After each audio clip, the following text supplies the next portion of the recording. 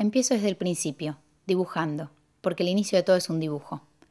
Estaba cosiendo sobre papel y luego sobre celuloide y supuse que tenía que existir una forma mecánica de hacer ese trabajo manteniendo el modo irregular de un patrón de hilo cosido manualmente. Una máquina singular que cosa y luego proyecte su producción. Después, la idea se tradujo en varios bocetos de máquinas, mecanismos y piezas sueltas, mitad producto de mi imagen, mitad de mecanismos preexistentes.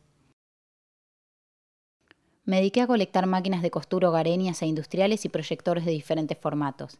Seleccioné las 2 máquinas más apropiadas y lentamente fui desarmando, reordenando y copiando todas las partes.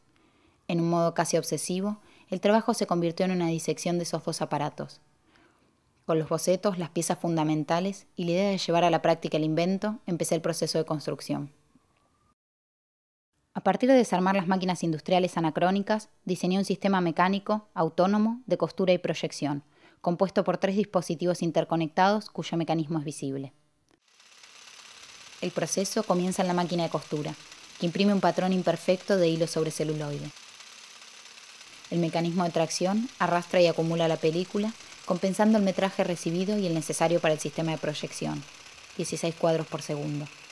Finalmente, el film cosido pasa a través del obturador, se proyecta y cae. La máquina se construyó de forma manual a partir del mecanismo de una máquina familiar y de piezas especialmente diseñadas. Del dibujo se pasó al prototipo en cartón y luego madera. Más adelante, por la precisión que requerían sus mecanismos, se tuvo que pasar a su carácter definitivo, metal. El material de la estructura de sostén es hierro blanco 1010. Espesor 3/8, trabajado mediante la técnica de corte por calor. Las piezas de funcionamiento alternan entre hierro y bronce las producidas manualmente y acero de fundición las que están tomadas del mecanismo original.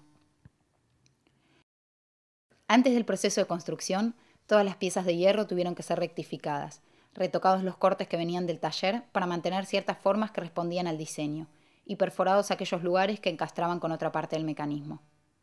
La estructura principal para sostener los ejes fundamentales de cualquier máquina de coser, ya sea industrial o familiar, tiene forma de ser recta. En este caso, mantuve la idea, pero tratando de cubrir lo menos posible el mecanismo. El dispositivo tiene 2 ejes horizontales, fundamentales que se encuentran interconectados. El superior tracciona la aguja con el hilo que proviene del carrete externo, y el inferior proporciona el hilo del carrete interno de la máquina. 2 ejes más están asociados al movimiento principal, y se encargan de que la película se desplace horizontalmente y avance. El motor de la máquina proporciona el número de vueltas o puntadas que realiza por segundo. En este caso, se utilizó un motor de 120 watts y se rebajó mediante poleas dobles, ya que el mecanismo, al ser casero, no soporta ese nivel de exigencia. Para el montaje, la máquina se coloca sobre 4 varillas de hierro de corte cuadrado de 3/8, de 1,20 m de alto, quedando la aguja que perfora el celuloide a una altura promedio de la mirada de un espectador.